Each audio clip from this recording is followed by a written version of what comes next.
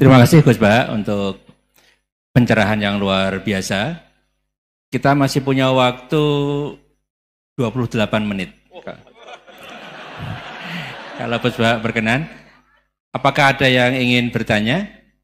Singkat, padat, sebutkan nama. Sana dulu ya. Ya.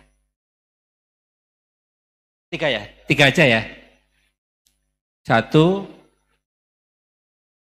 sini 2, 1 lagi dari Ahwat. Ya Ibu ya. Ya. Silakan. Satu cari sana ya. Ya, maju aja. Maju. Mikrofonnya tidak.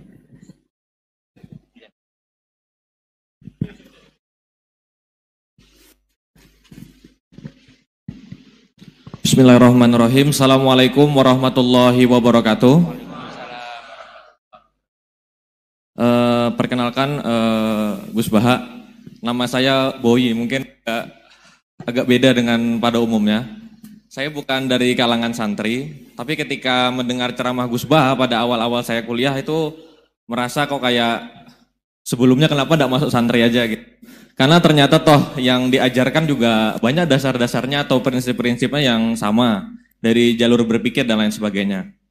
Yang ingin saya tanyakan di sini adalah ketika Gus Baha menyampaikan tentang diroyah, mungkin singkat saja Gus, apakah diroyah ini alat atau ilmu universal yang bisa digunakan ketika berdialog dengan orang-orang yang mengatakan itu kan kaidah kalian gitu, itu kan kaidahmu, ada hal-hal yang memang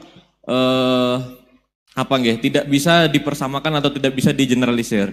Ya mungkin seperti itu Gus. Dan juga yang terakhir, kalau boleh saya izin bersalaman boleh Gus. Kesempatan. Oke, Assalamualaikum warahmatullahi wabarakatuh.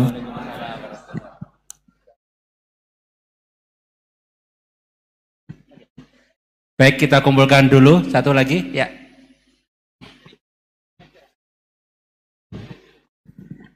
Cek. Bismillahirrahmanirrahim. Assalamualaikum warahmatullahi wabarakatuh. Ya, perkenalkan saya Taufik Satrio, biasa dipanggil Tosa. Ya. Ya. Singkatan. Baik, langsung saja mungkin untuk pertanyaannya. Di Yaumil Akhir nanti kan ada yang namanya Yaumil Mizan.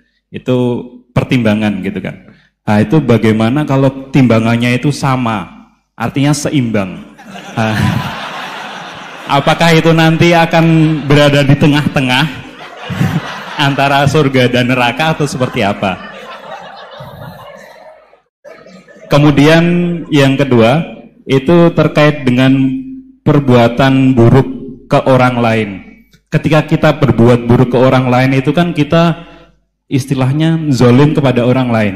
Tapi di lain sisi, itu secara zahir kan seperti itu. Tapi di lain sisi, di akhirat itu kan kalau secara pahala, kita itu membantu orang lain mendapatkan pahala.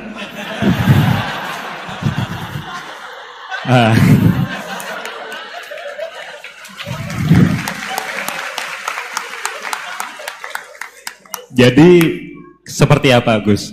Terima kasih. Assalamualaikum warahmatullahi wabarakatuh. Terima kasih Mas Tosa ya. Silakan Ibu ya.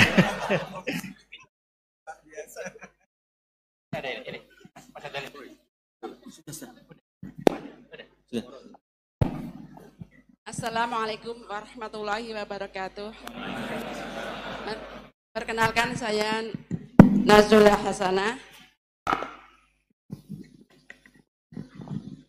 Mau bertanya, apakah perbedaan NU sama Muhammadiyah?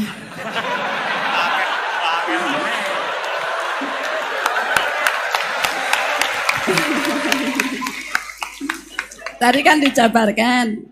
Terus dalam sholat subuh itu kan ada yang pakai doa kunut, ada yang enggak. Tolong jabarkan. Wassalamualaikum warahmatullahi wabarakatuh. Waalaikumsalam. Baik Gus, ini ada 3 penanya. Mas Boy tadi terkait dengan diroya. Apakah ini universal, termasuk untuk yang non-muslim bahkan gitu kan. Kemudian yang kedua dari Mas Tosa, hisab yang seimbang Gus, kasusnya gimana ini. Yang kedua terkait dengan kalau berbuat buruk kan membuat pahala untuk yang bersangkutan itu. Seperti orang puasa dikasih minum gitu kan ya. Ya. Terus kemudian buasanah ini beda antara NU dan MU, kira-kira itu ya. Silakan saja. Ya.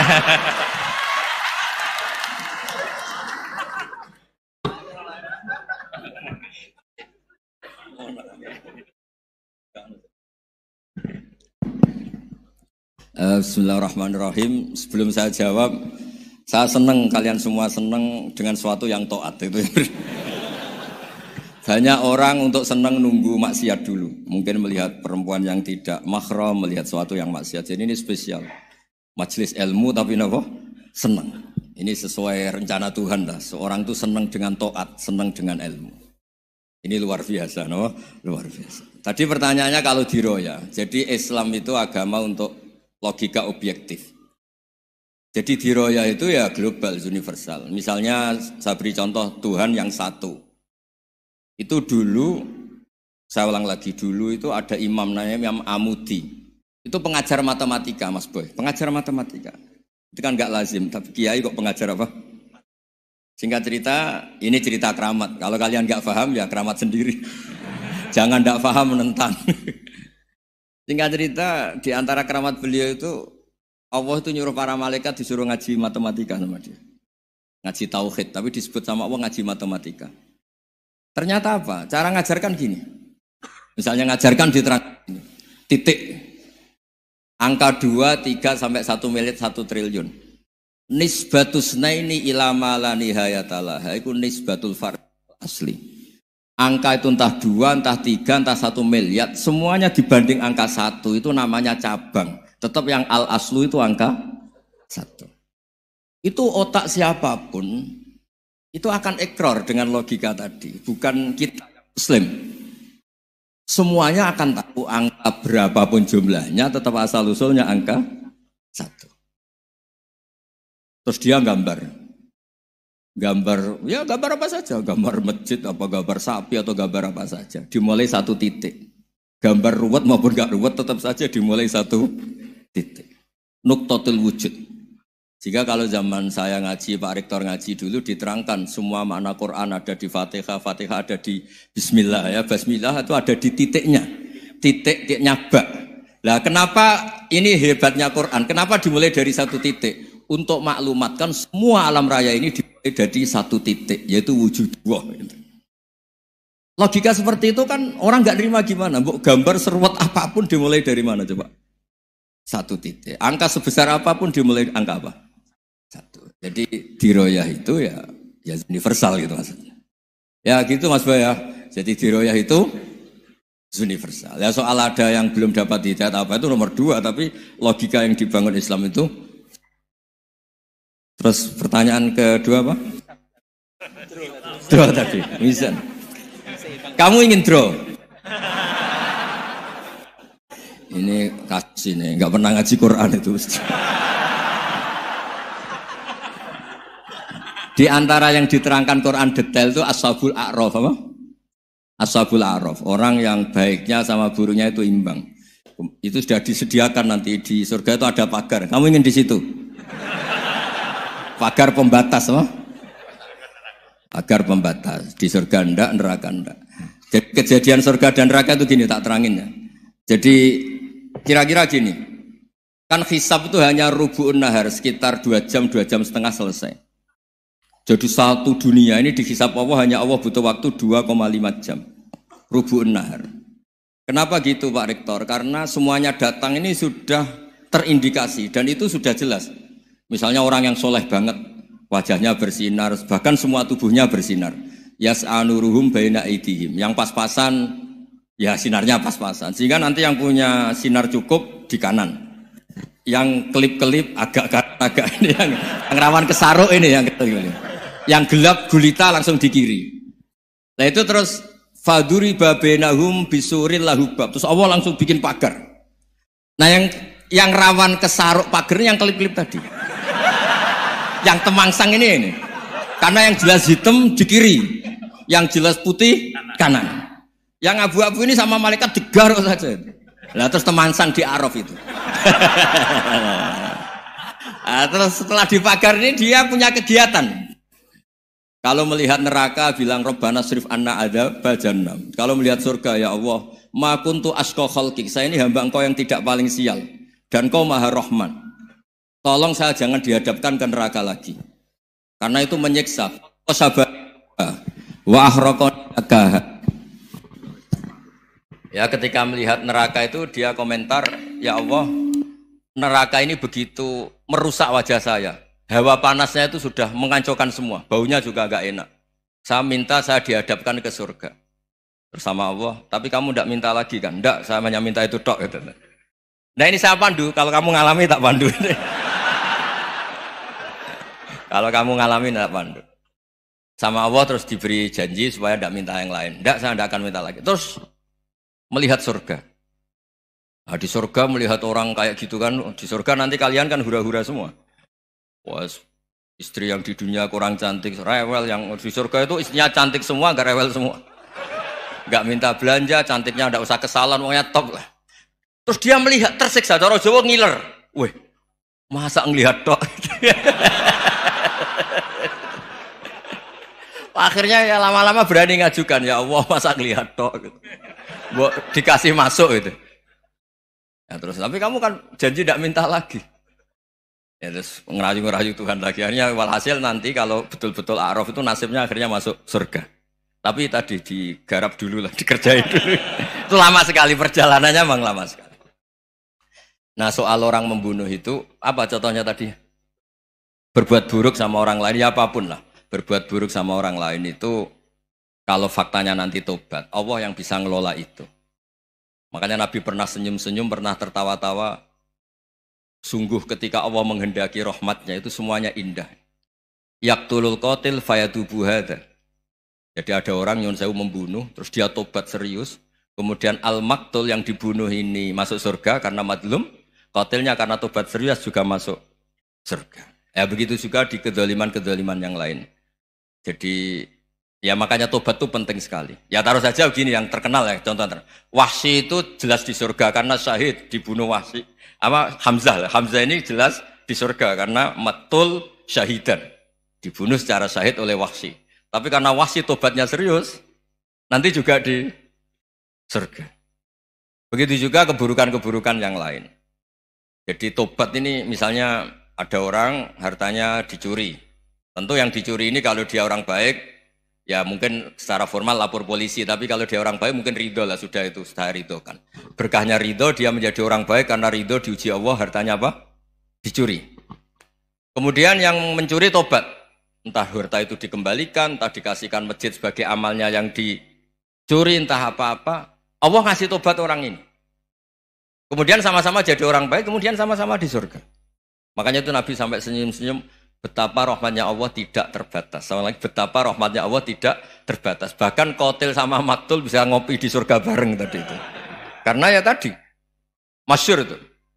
Yang paling legenda dalam sejarah Islam kan, saya pernah membunuh orang yang sangat dicintai Rasulullah. Sebagai tobat saya akan membunuh orang yang paling dibenci Rasulullah. Singkat cerita, Wahsy ini menangi bunuh Musailamah al-Kadzdzab. Orang yang ngaku-ngaku Nabi yang merusak tatanan apa? Islam. Apapun itulah, cerita-cerita apapun itu. Makanya saya sering cerita, kalau preman pasar itu tobat, bu, jangan nyapu masjid. Tobatnya tetap di pasar, yang dulu pasar gak aman karena dia, sekarang aman karena dia. Jangan tobat terus nyapu di pasar, pasar diganti soksisennya, pengganti. Itu gak fair apa? Jadi kalau tobat itu harus seimbang dengan zaman salahnya. Zaman apa? Kayak Umar. Ketika dia kafir itu orang Islam dibikin takut. Terus ketika dia Islam, gantian orang kafir dibikin takut. Pertama dia Islam langsung marahnya Abu Jahal, awas kalau ganggu Rasulullah, ngadepin saya. Itu fair. Kenapa? Fair. Jangan tobatnya bikin orang takut, lah tobat ke masjid, nyapu. Yang di pasar diganti penggantinya tetap gaduh. Gak boleh, harusnya kalau lama bikin pasar takut, ya sekarang lama bikin pasar apa? Aman. Itu tobat yang apa? Seimbang. Ya kira-kira gitu ya. Nanti tak pandu kalau sudah di Arab.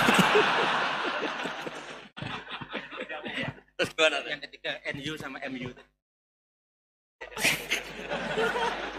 Satu itu beda seragamnya dan logonya.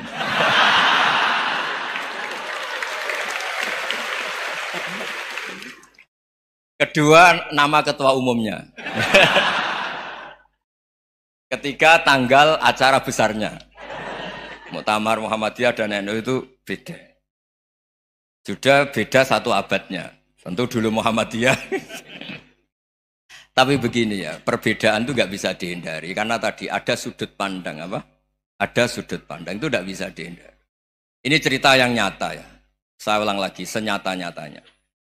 Andaikan betul Rasulullah itu hanya kunut 1-2 kali, maka kalau menurut mazhab Syafi'i, apa salahnya melakukan sunnah terus-menerus meskipun Nabi itu melakukan hanya beberapa kali? Karena pertama sesuatu yang pernah dilakukan Nabi pasti akan menjadi sunnah yang terus-menerus. Nabi itu puasa Senin Kamis juga tidak selalu. Salah kalau ada orang bilang, Nabi malah takut kalau ibadah sunat dilakukan terus-menerus karena nanti takut dikira wajib. Itu masyhur dalam kaidah usul fikih. Tapi yang tidak kunut juga tidak salah, karena ya tadi, Nabi ya pernah kunut, Nabi juga pernah tidak kunut, karena Nabinya orang banyak. Karena bukan Nabi kelompok tertentu. No? Jadi sederhana. Terus menyangkut, ini dengerin betul, sujud. Sujud itu banyak ulama yang mengatakan untuk sah itu harus melibatkan 7 anggota. Umirtu an asjuda ala sab'ati azumin al-jabha wal yaden wal rukbaten wal qadamen. Saya diperintahkan sujud itu melibatkan 7 anggota, yaitu jabha, yaden, 2 tangan, 2 lutut, terus 2 qadamen. Tapi Imam Syafi'i ngendikan, andaikan ada pendapat yang mengatakan ukurannya cukup jabha, maka itu juga benar. Karena Nabi ketika sujud ngendikan sajadalaka waj'i wa sam'i wa basori. Ya Allah telah sujud ke engkau wajah saya, jabha saya. Nabi tidak menyebut tangan, tidak menyebut rukbaten, tidak menyebut qadamen. Ini wajah dua wajah, ukurannya itu hanya jabha. Itu kayak iya, kayak enggak. Nah, hal-hal seperti itu yang menjadikan ada ijtihad. Ijtihad itu satu pemikiran yang cara sudut pandang itu kayak iya, kayak enggak. Nah, itu terus ada al-madhaibul arba'ah. Terus ketika implementasi di Indonesia, dulu Mbah Ahmad Dahlan juga ngaji Bahasa Soleh Darat. Mbah Hasyim Asy'ari juga ngaji Bahasa Soleh Darat. Ketika di Mekah sama-sama ngaji Syekh Khotib Minangkabau, sama-sama ngaji Syekh Mahfud Termas. Jadi ya kalau di keluarga kita itu ya biasa aja perbedaan-perbedaan itu selama masih ilmiah dianggap biasa aja. Karena memang ngelola sudut pandang itu enggak bisa ditertibkan. Nabi Yahya itu suka berkawan orang soleh. Karena berkawan orang soleh itu enak. Tapi kalau Nabi Isa suka dadani desa-desa tertinggal yang masih macam-macam. Ketika ditanya, kenapa engkau suka berkawan orang-orang gitu? Ana tabibun udawil mardo. Di mana-mana kiai itu ya nyembuhkan yang sakit. Jadi kalau dakwah yang sudah iman tuh akeh tunggale gitu. Tapi dakwah gitu kan tantangan. Itu sudut pandang. Ada nabi itu yang tertawa terus guyon terus. Yang satu murung terus. Ya sama Nabi Isa dan Yahya kan satu angkatan. Mali aroka dohikan. Fakaan nama tak manumin makrillah. Kamu kok tertawa-tawa terus, seakan-akan nggak ada adab saja. Yang satu tanya, mali aroka abisan kaan nakata kena tumir rahmatillah. Wong kok murung terus, kok dunia orang rahmat ya. Nah, Anda ini orang hebat. Guyu banter ya iso, nangis banter ya iso. Nah itu sudah orang kombinasi itu. Isa ya mau, ya mau, Muhammadiyah ya gelem, NU ya gelem. Ya maksudnya sudah biasa aja. Karena tadi konstitusi NU yang mengatakan ibadah harus ikhlas karena Allah, Muhammadiyah juga sama harus ikhlas karena ya sudah kalau karena Allah sudah selesai kan. Yang menjadi masalah itu kan identitas untuk hadun nafsi untuk diri sendiri.